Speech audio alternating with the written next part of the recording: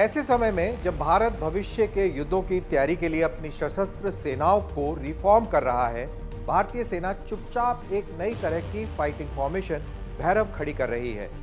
संस्कृत में भैरव का अर्थ होता है भय उत्पन्न करने वाला उग्र रूप। भगवान शिव के इस स्वरूप को बुराई, भ्रम और अहंकार के विनाश और भय से रक्षा करने वाले के रूप में देखा जाता है। तो सवाल यह है कि भारतीय सेना के ये भैरव आखिर क्या है?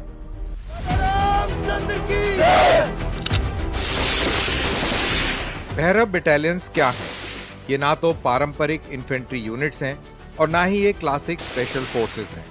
ये उस बैटलफील्ड के लिए बनाए गए हैं जहां ड्रोन्स, स्पीड, इंफॉर्मेशन डोमिनेंस और रैपिड एस्केलेशन कंट्रोल नंबर से ज्यादा मायने रखते हैं। इन्हें कहा जाता है भैरव बटालियंस। भारत की सबसे संवेदनशील सीमाओं पर मॉडर्न हाइब्रिड वॉरफेयर लड़ने के लिए तैयार की गई है ये नई फोर्स। भैरव बटालियंस भारतीय सेना की newly raised modernised combat units हैं, जिन्हें लैंड फोर्सेस के व्यापक रीस्ट्रक्चरिंग के तहत कॉन्सेप्चुअलाइज किया गया है। इन बटालियंस की सोच साफ है। भविष्य के युद्ध तेज होंगे, टेक्नोलॉजी ड्रिवन होंगे और फ्रेगमेंटेड बैटल स्पेसेस में लड़े जाएंगे, ना कि साफ सुथरी फ्रंट लाइंस पर। पारंपरिक इन्फेंट्री बटालियंस के मुकाबले भैरव यूनिट्स ज्यादा लीन, एजाइल और डिजिटली इंटीग्रेटेड हैं। ये छोटे कॉम्बैट टीम्स में ऑपरेट करने के लिए ट्रेन किए गए हैं, यहाँ सोल्जर्स इंडिपेंडेंट डिसीजन मेकिंग कर सकते हैं। इनकी ताकत है real time intelligence, drones, sensors और नेटवर्क कमांड सिस्टम्स। यहाँ जोर है मोबिलिटी, प्रिसीजन और अडेप्टेबिलिटी पर, स्टैटिक डिफेंस पर नहीं। खास बात यह है कि भैरव बटालियंस को टरेन स्पेसिफिक बनाया जा रहा है।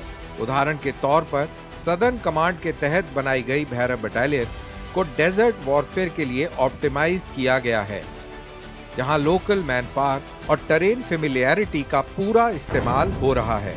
इसी तरह टरेन बेस्ड अडेप्टेशंस माउंटेन्स और हाई एल्टीट्यूड सेक्टर्स में भी देखने को मिलेंगे। भैरव बटालियन क्या है? भारतीय सेना के पास पहले से एक बड़ा इन्फेंट्री कंपोनेंट है, जिसमें पैराशूट रेजिमेंट जैसी स्पेशलाइज्ड यूनिट्स और स्पेशल फोर्सेस बटालियन शामिल हैं, जिन्हें पहले कमांडोज कहा जाता था। तो फिर सवाल उठता है कि भैरव की जरूरत क्यों पड़ी? जवाब छुपा है हमारे पड़ोसी एडवर्सरीज के साथ बदलते युद्ध के डायनेमिक्स में। तो इनकी क्या आवश्यकता है? भैरव बटालियंस की जरूरत पैदा हुई है चेंजिंग कैरेक्टर ऑफ वॉरफेयर की वजह से।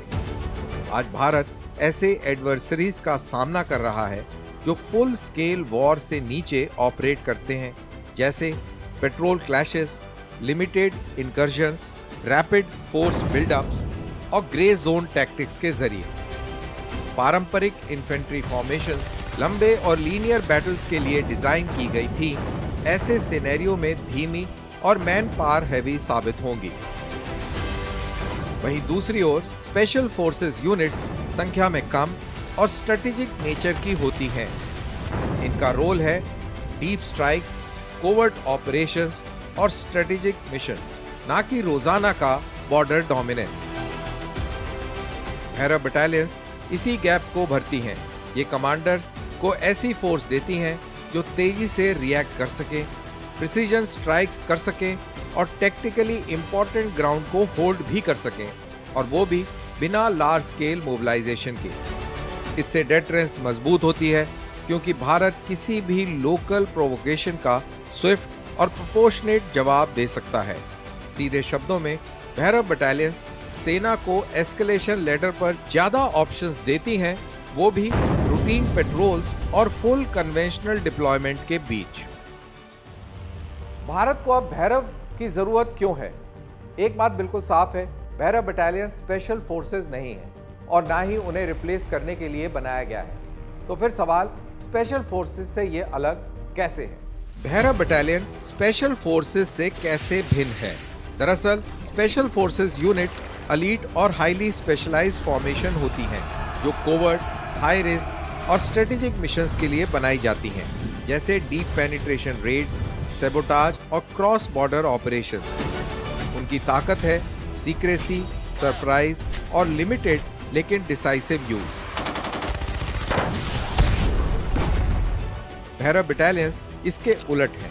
इन्हें ओपन, सस्टेन और विजिबल ऑपरेशंस के लिए डिजाइन किया गया है, और वो भी कंटेस्टेड एरियाज में। इनका मकसद है ग्राउंड डोमिनेंस, एडवर्सरी डेटरेंस और इमर्जिंग थ्रेट्स पर रैपिड रिस्पॉन्स।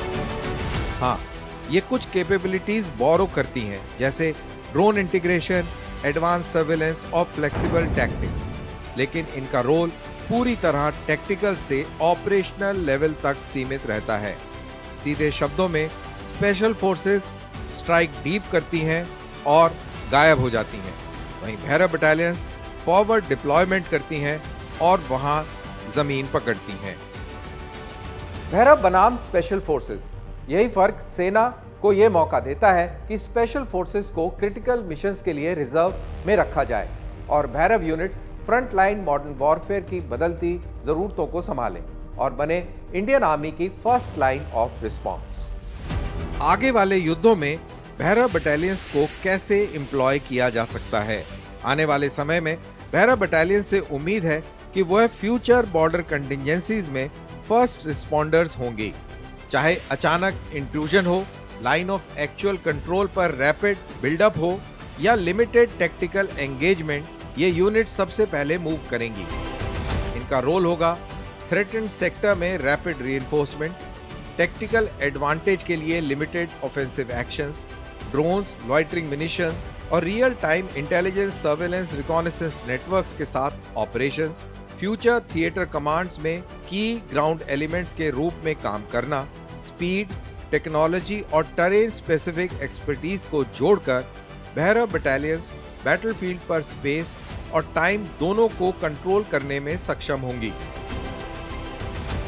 इनका मकसद है शॉक एब्जॉर्ब करना, एडवर्सरी पर कॉस्ट इंपोज करना और लोकल इंसिडेंट्स को वाइडर कॉन्फ्लिक्ट में बदलने से रोकना।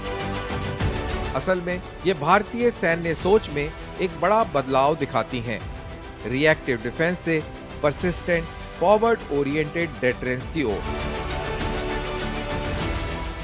भैरव भविष्य के युद्ध कैसे लड़ेंगे? भैरव बटालियंस शायद मिसाइल्स या फाइटर जेट्स जैसी हेडलाइंस ना बटोरें, लेकिन अगला युद्ध भारत कैसे लड़ेगा और कैसे रोकेगा, इनमें इनकी भूमिका निर्णायक हो सकती है। एजाइल, मॉडर्न और फॉरवर्ड डिप्लॉयड ये यूनिट्स उसी तरह के कॉन्फ्लिक्ट्स के लिए बनी हैं, जिनका सामना भारत को सबसे ज्यादा करना पड़ सकता है।